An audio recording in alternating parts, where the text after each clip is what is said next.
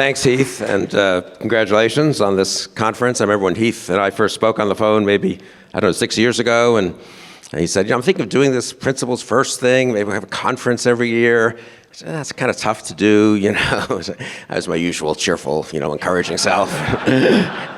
So congratulations, Heath, on proving me somewhat wrong there, and it's really great to see all of you. You seem to be recovered from last night, the wild happy hour, co-sponsored, I'm pleased to say, by the Bulwark, along with Principles First, sort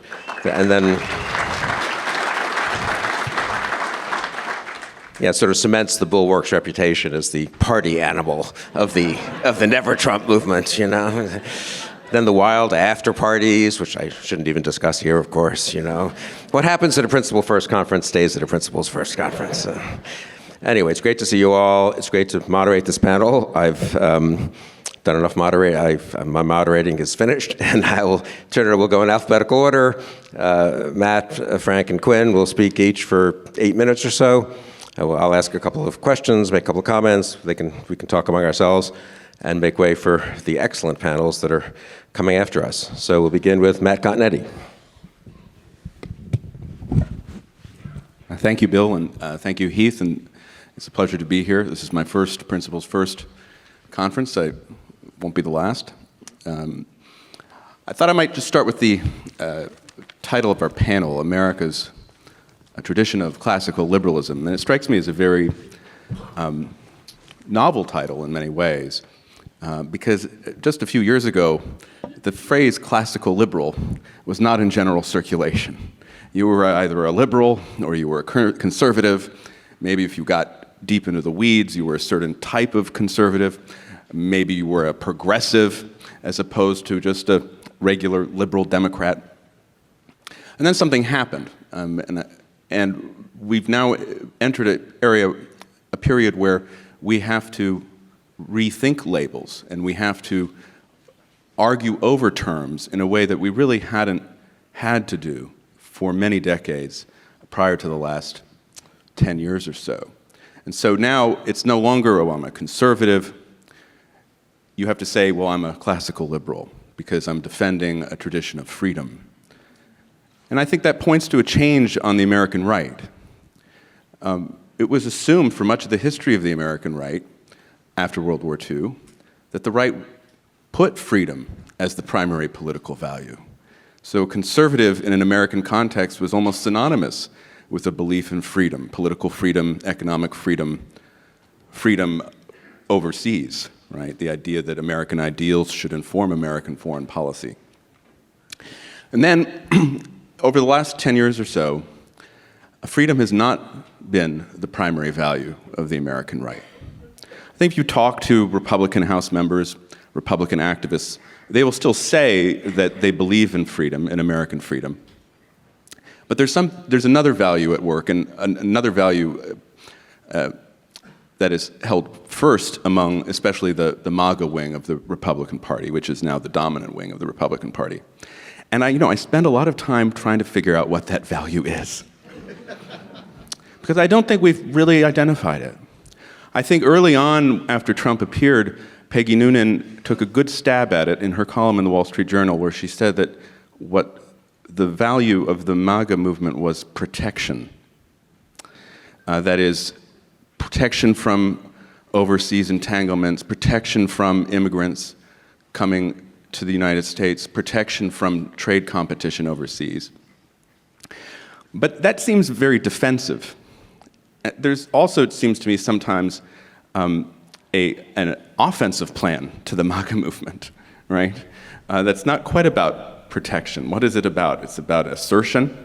It's about strength, right? But for what? We don't know. And then other times I look at Capitol Hill and I say that among the what you might call the chaos caucus in the Republican Party on the House side, the primary value is simply negation. No, we don't like it. We don't want it. We want to tear it down. It's all bad.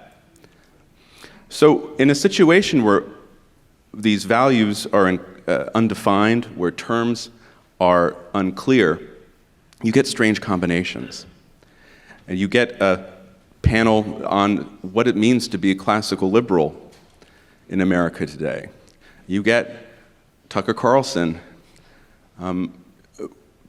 interviewing dictators, but also welcoming to his platform people who had been associated and sometimes still are associated with the far left, right? And that is, I think, a sign of just how unusual our moment is. But as a historian, I also know that there are precedents for that moment. And so I look at our period as very similar to, say, the 1930s, also very similar to the late 60s, early 70s, times where values were in flux, political identities were contested and varied. And on the one hand, that is a moment of great uncertainty and anxiety and danger. But on the other, it's also a moment of great promise, because it means that we really have an opportunity to think through what it is we believe and to understand the reasons why the liberal tradition in America is important, and to reflect that a tradition of freedom also rests upon strong social institutions, like families and communities, that need to be revived if we're going to revive the spirit of freedom as well. So I'll leave it at that.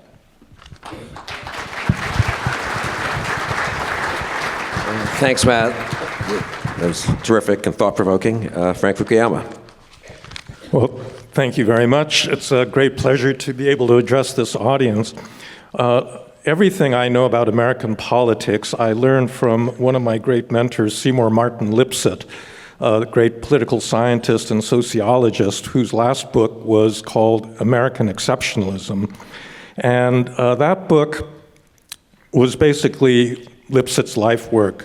What is it that made America unique? And that was really the Lockean liberal tradition that led America to be different from other liberal democracies.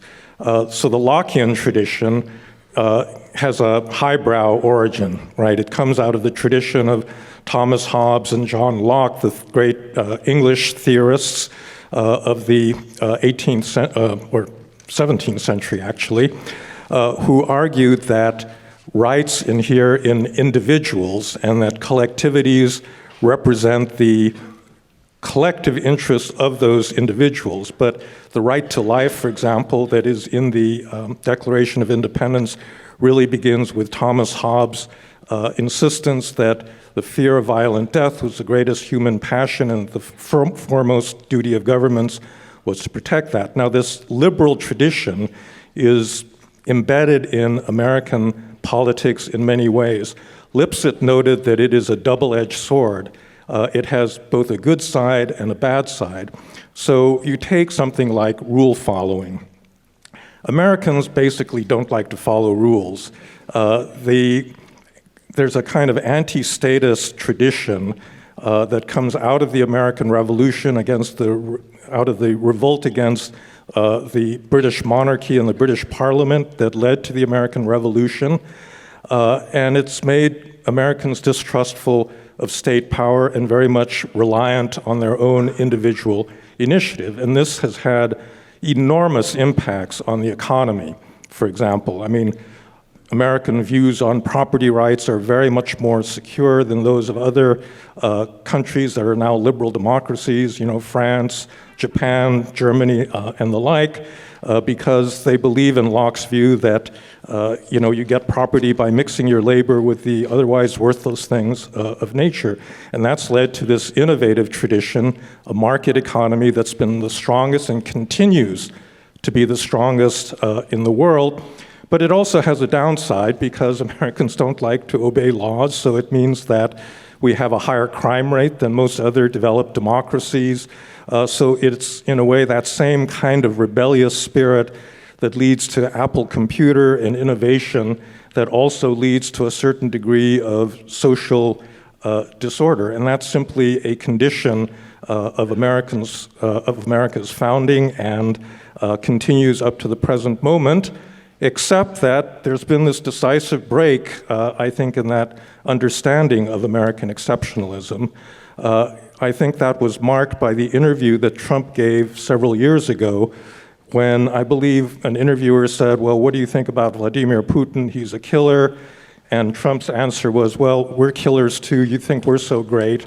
And unfortunately, that view of American exceptionalism, which as little as, let's say 15 years ago, every Republican would have said, we're exceptional, but we're exceptionally good, has now been turned on its head. And there are today many people on the MAGA right that would say, no, we're actually exceptionally bad, that we are spreading liberal values all over the world, that we are not a model to anybody, and that's the reason for withdrawing from international engagement. And it's had a big effect on their views on foreign policy. And it's one of the bases for this reversal of views of people like, Xi Jinping, well, not so much Xi Jinping, but certainly Vladimir Putin as a defender of Christian values and, strong patriot, a person that believes in strong government. I will remind everybody that the international dimension of that American exceptionalism was there right from the beginning. If you look on the American dollar bill, you see this Masonic symbol, the Great Pyramid with the all-seeing eye. Many of our founding fathers were, beginning with George Washington, were Freemasons. And the inscription over the pyramid is Novo Ordo Seclorum, New Order of the Ages. And I think from the beginning, Americans believed that their system of government, because of its exceptional liberal character, would be a model for other countries around the world. This then leads directly into the tradition represented by Woodrow Wilson of Wilsonianism. It can be carried too far, and it has been carried too far in many periods of American foreign policy. But the idea that the United States should be an inspiration as a beacon of that classical liberal tradition to other countries in the world, I think has been key to America's self-conception all the way back to the founding fathers. It took, the rise of America as a great power to translate that into a different kind of foreign policy, but I think that it is that fundamental self-understanding of what makes America exceptional that's important. I just want to conclude by saying one of the reasons that I regard myself as a classical liberal is just consider for a moment what the alternatives are. We have a number of conservative intellectuals like Patrick Deneen or Adrian Vermeule who have said, okay, the liberal tradition is exhausted, we need something else. And what do they go back to? Well, Patrick Deneen wants to rewind the clock basically to before the 17th century, where everybody had a single teleological view of man that they could all agree on. And Vermeule is some kind of a Catholic integralist in which, the frequent liberal criticisms of conservatives as being theocrats. I mean, he actually is a theocrat. He really does want that as an alternative to our existing liberal order. And I think this indicates, some of the stakes that are involved in the current fight over that liberal tradition.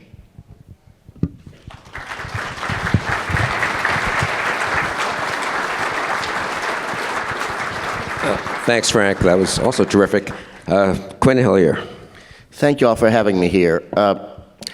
You look at the MAGA right now, or the semi-right, and the woke left, and you look at Putin and Xi and Iran, and I think you get a sense that if you're trying to protect or defend, or even better, advance classical liberalism, it sort of makes me feel like C.S. Lewis's mouse in Narnia, Reepicheep, who, of whom C.S. Lewis wrote, his mind was full of forlorn hopes, death or glory charges, and last stands.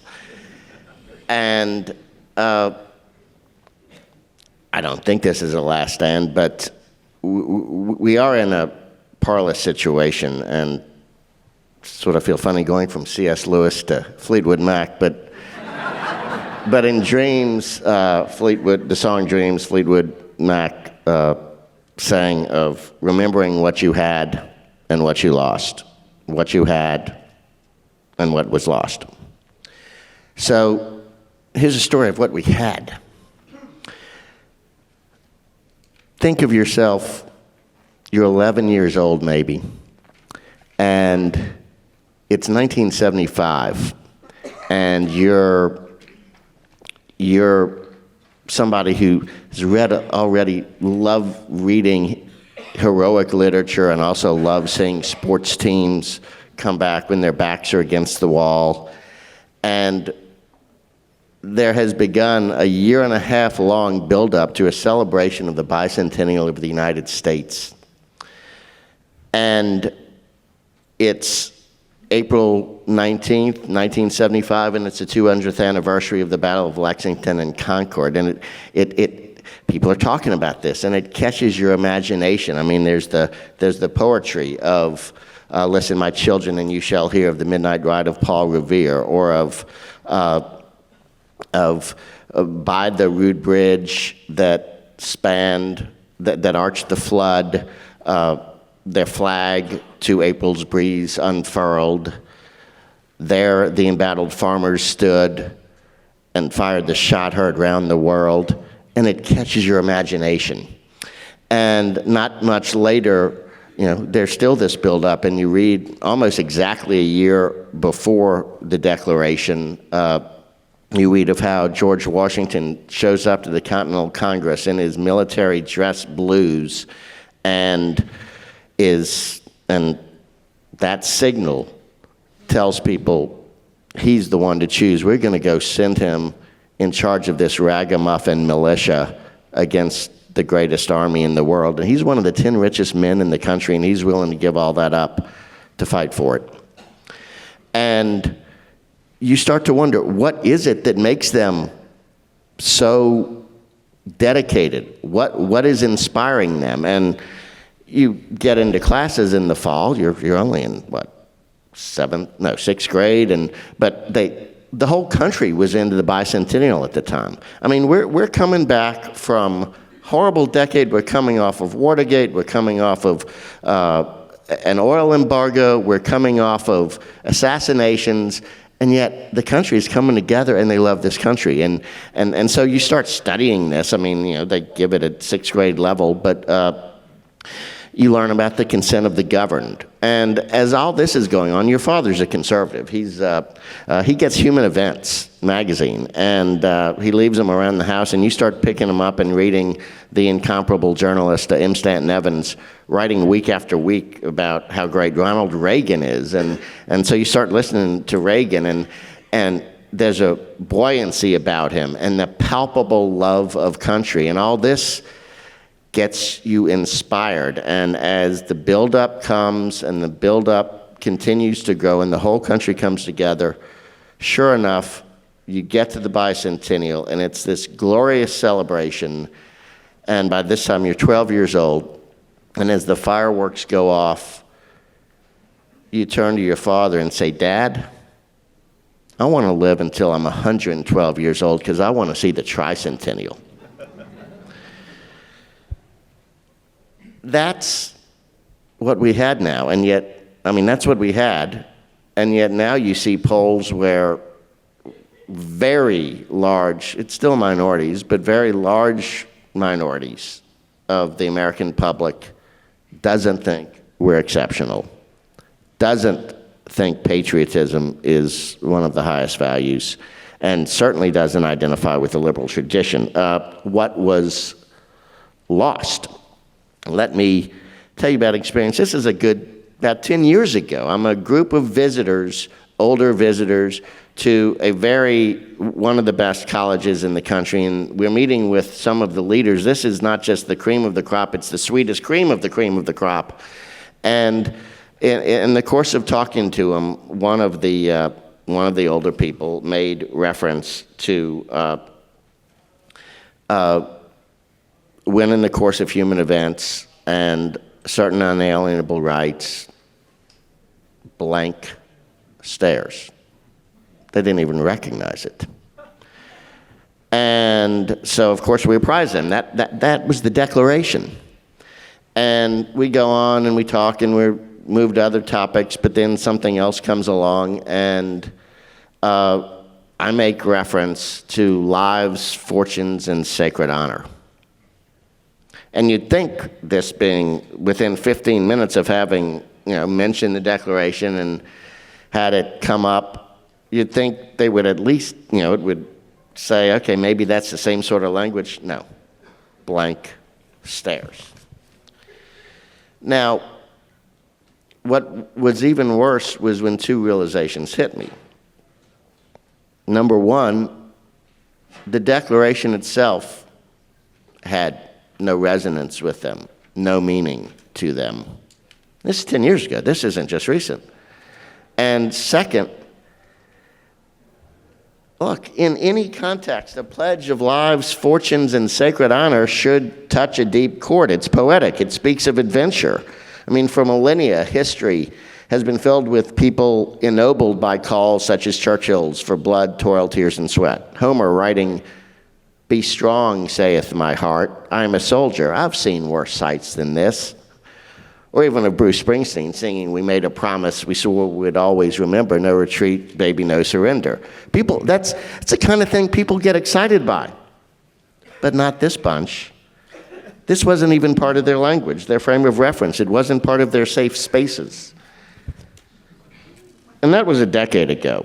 The situation has only gotten worse. By now, a full generation, probably more, has been educated in ways that deaden the imagination, that values feelings of safety well above freedom, that look at history as a wasteland of human evil, and that does not remotely appreciate the near miracle of the American project.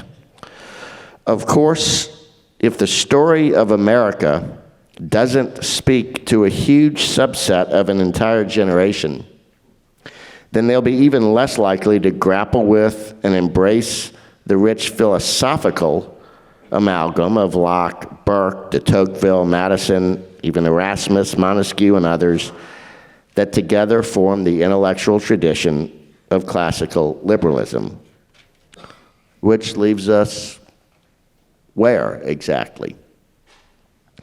It leaves us in big trouble, because even as our institutions are rotting, we may be stuck with a choice for president between two crooked, brain-fogged old men, one who sold out to the crazy left, and one who is a raging menace, fond of both autocrats and of mob violence. But here's the key thing. History also teaches that hopes need not be forlorn. A big stand need not be a last stand. What was lost can be refound. Sometimes blood, sweat, and tears does win the day and even save civilization. Churchill showed that. That's why we're having this conference. And now we have the rest of this panel and the rest of this wonderful conference that Heath and others organized to draw up some battle plans. Thank you. Thanks, Quin. Maybe I'll just make a couple of comments. This has really been an excellent panel. I've moderated more than I should have over the years, decades in Washington. And this panel has uniquely, I would say, actually, each speaker has stayed within his time limits, and it was a tight limit of 8 minutes each. So that's contrary to Frank's claim that Americans are not rule-abiding.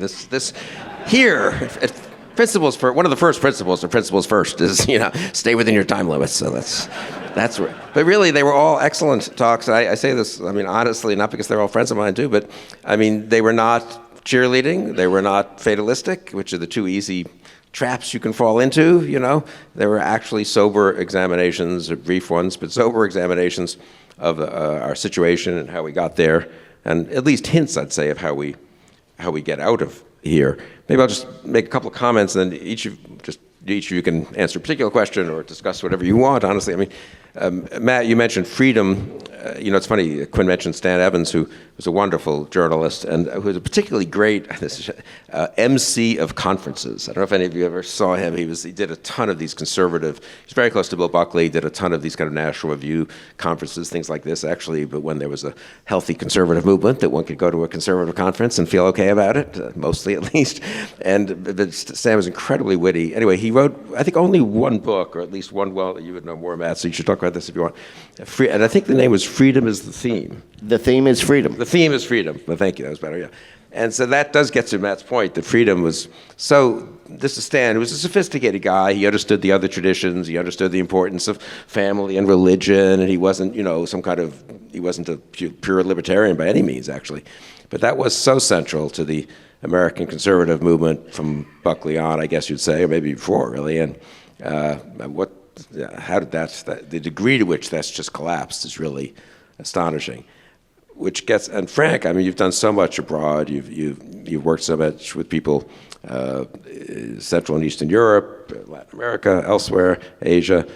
Just saying a little bit more on the implications abroad of the collapse, or at least the pausing of the American commitment to freedom and the distinction between dictatorship and liberal democracy. And again, that doesn't mean one intervenes everywhere. It doesn't mean one just cheers them on. It means one can make mistakes. But I don't really recall ever seeing quite as much of one of our two major parties, at least, just not just sort of being a little bit slow or lax or confused, but just turning fundamentally against this tradition of America's role in the world and America as a model to the world, which was such a staple of Republican rhetoric just 10 years ago. Also about American exceptionalism, that was a phrase that Marty Lipset, I guess, picked up from what, German sociologists or something, who were trying to explain why America in the 20th century didn't have much in the way of a communist party or a fascist party, and certainly didn't succumb to either one.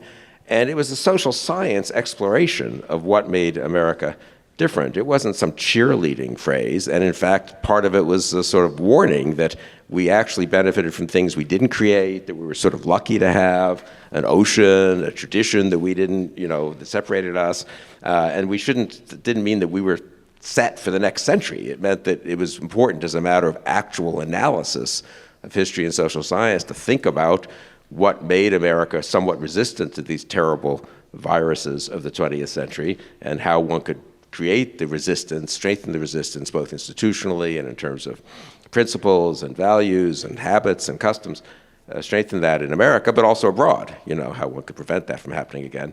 And so the kind of degeneration of that theme into just a cheerleading kind of blindness about, Donald Trump hugs the flag, and that's American exceptionalism, is depressing and really dangerous, because it really means it's not just dangerous because it leads to some vulgarity and some overdoing of the, make America great again, but I think it also, what sort of Quin's point, I mean, it takes away the attractiveness of the tradition. It's, it makes it just a kind of, here, this is our place, we're born here.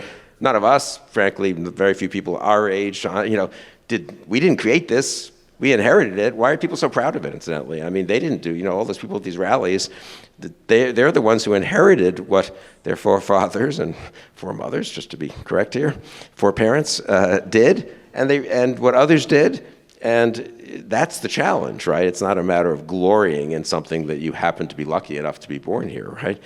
And so final point, this is the anniversary, Uriel and Fiona are going to discuss this in a few minutes, of the second anniversary of Putin's brutal invasion of Ukraine, re-invasion, complete invasion, an attempt to destroy the country and the people, really. I do think I'll say this, that there's a lot of agony about liberalism, liberal democracy, classical liberalism. Can it be strong? It doesn't suffer from all these terrible problems, and it does suffer from a lot of problems and a lot of tendencies which can do damage if let to get out of hand. And yeah, we actually have a case study. This is, Frank sort of alluded to this, of a dictatorship and a liberal democracy. They're right next to each other. One of them invaded the other. Which is a more admirable country? Which has a more impressive form of patriotism? Which has produced better leaders? Which has risen to this moment, and which has shown a kind of terrible tendency not just to invade neighbors, but to really be brutal and inhumane and just terrible, a terrible model terrible for its own people, terrible for everyone who might get in the way. So it's not as if this is a theoretical discussion. Let's really theorize about what kind of these two forms of government, how do they work out? You have a pretty vivid study right there. Same, it's not ethnicity. One of them isn't, white Anglo-Saxon and the other is Asian or something. They're like literally neighbors and many overlapping heritages. And we've seen, I think, what these two forms of government can lead to. So I do think it's worth reflecting on that when we sometimes get depressed, as Quin is a little bit about what's happening in America. These traditions can get revived faster and reborn, not just revived, or born anew in the case of Ukraine to some degree, honestly. Faster than one thinks. So that might be the war is a difficult war, and we're not doing what we should be doing right now, and it's a terrible war for all concerned. But in some way, it's also very inspiring what the people of Ukraine have done. So those are my brief thoughts, but also questions. But maybe just go in order, Matt, whatever, one or two of those thoughts you want to pick up, and Frank and Quin. Sure. Thank you, Bill. I think I want to talk a little bit about fatalism and try to add a little bit more granularity to how we arrived at the present moment. I think when a lot of people diagnose what's happening in American politics, they tend to look at large structural forces. They talk about the geographic realignment of the parties, the rise of the New South and the Sun Belt, and how that shaped the Republican Party. More often than not, these days they talk about how the two parties are becoming aligned along the axis of educational attainment. So the influx of non-college degree holding white voters into the Republican Party, forming the basis of the Trump coalition and now some of the public policies that Trumpist senators are proposing. I think that's all that's true, and I write about that stuff and this larger demographic changes or structural changes, the weakness of the party, the growth of social media, all of these are important. But I want to emphasize just briefly the role of contingency and personal agency in how we arrived at this moment. And I think the example I always turn to is if you think back to the before times, in 2013, 2014, there was this brief media bubble surrounding what was called the libertarian moment, right? And this was as the Tea Party was gaining strength, and one of the faces of the Tea Party was Senator Rand Paul of Kentucky. And he was advocating for a foreign policy that in many ways anticipated the Trump turn away from international engagement and American leadership and the belief in American ideals overseas. Well, why did the libertarian moment fail? It did fail. It failed for reasons of contingency and reasons of personal agency. What was the contingency? The contingency was ISIS. When ISIS began appearing out of the rubble of the withdrawal from Iraq, and started chopping people's heads off, the American voters didn't want Rand Paul's foreign policy. They wanted to smash ISIS, right? They wanted to re-engage, and they wanted to secure ourselves by combating terrorists overseas. That was the event. And then the question of agency, Rand Paul was just not up to the task of leading a movement. He's an eccentric figure. He speaks for his point of view, but he didn't have the appeal that Donald Trump ended up having to actually lead a movement, a mass movement of followers. So when we think about what were the contingencies and the individual choices that led us here, I would just say two things. There were several events in Obama's second term that created the foundations for the Trump movement, and they're continuing today. One was the Supreme Court decision on same-sex marriage pushed the religious right, a large part of the religious right, into an oppositional attitude toward America and American government. And a lot of the work that had been done for decades to make the religious right believe in American principles and believe in the sympathy between religiosity and American political ideals collapsed. Okay, that was one. It was two, was the border crisis began. the children started showing up on the southern border in 2014. And then 3, you had the rise of the Black Lives Matter movement out of the Ferguson crisis, out of the Trayvon Martin shooting. All these 3 events began pushing the Republican Party toward a position of openness toward Donald Trump. And then you have the question of agency, and it's 2 parts. First is Trump's agency. He's always pushing, and he doesn't care, and he doesn't believe in responsibility for himself. But then you also have the agency of the Republicans who allowed him to take over their party. And at each step along the way, there were choices made not to push back, not to resist. And so, as much as we look at these larger forces pushing the country in the direction that it's headed, we also need to recognize both that events matter and choices matter, and we still have the opportunity to make choices for ourselves. Thanks, Matt. Frank, take 4 or 5 minutes, and then Quin, and then we're done. Yeah, a couple of comments. So one of the features of American exceptionalism is that compared to other modern liberal democracies, the American founding fathers created a very complex constitutional system with many more checks and balances because of that distrust of concentrated state power.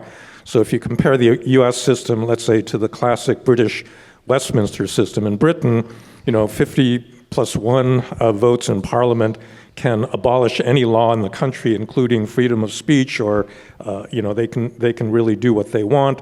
In America, we've got a very powerful upper house. We've got federalism that delegates many powers to states and localities. We have a Bill of Rights. We've got a constitutional court that can overturn ordinary legislation. And I think that this is one of those institutions that is a two-edged sword. I think all of us are actually quite glad that we have these checks and balances when you meet a demagogic leader like Donald Trump. In the first term, it really did keep him under control, especially the judiciary. But it also means that it puts obstacles in front of good leaders, and it's very hard to do things. We have too many rules, too much permitting, too much regulation in the path of things that we want to do positively. And that's one of the things that's fueling this desire to kind of rip down a lot of those fundamental checks and balances.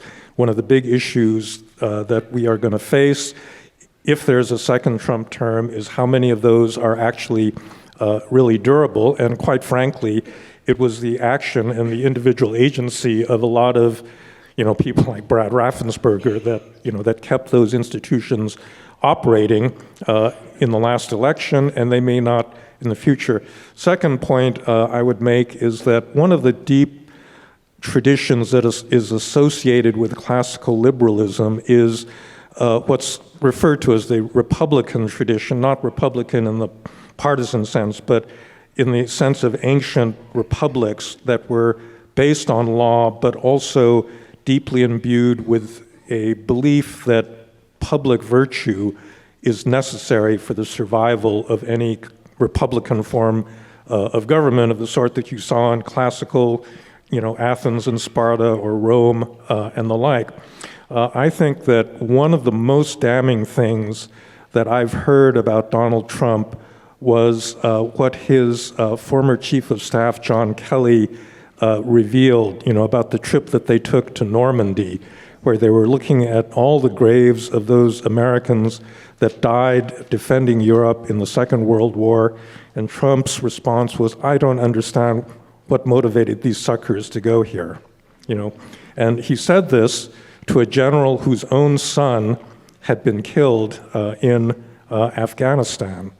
And it reflects a mentality and a personality that is totally devoid of any concept of public service, of any idea that, we have a liberal republic that is not simply each one of us pursuing our own material self-interest, but that we have a stake in the whole. We have a stake in defending that liberal republic, and if you don't exercise public virtue, you're not going to be able to keep that republic. And I think that's one of the big issues that is at stake.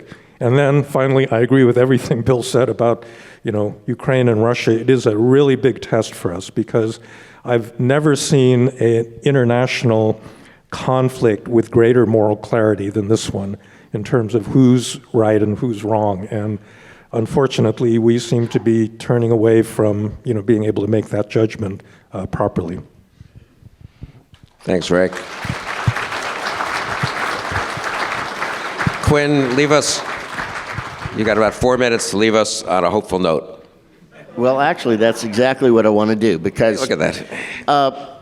First of all, I do want to associate myself on the second anniversary of the invasion of Ukraine with saying we have to somehow convince Congress, the congressional leaders, to let a vote happen to aid Ukraine. We've got to go help save them.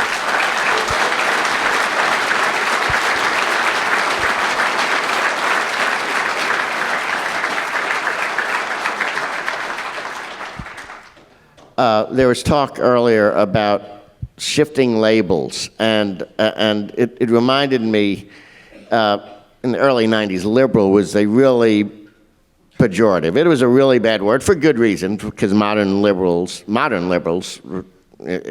Democrat Party liberals had gotten really bad.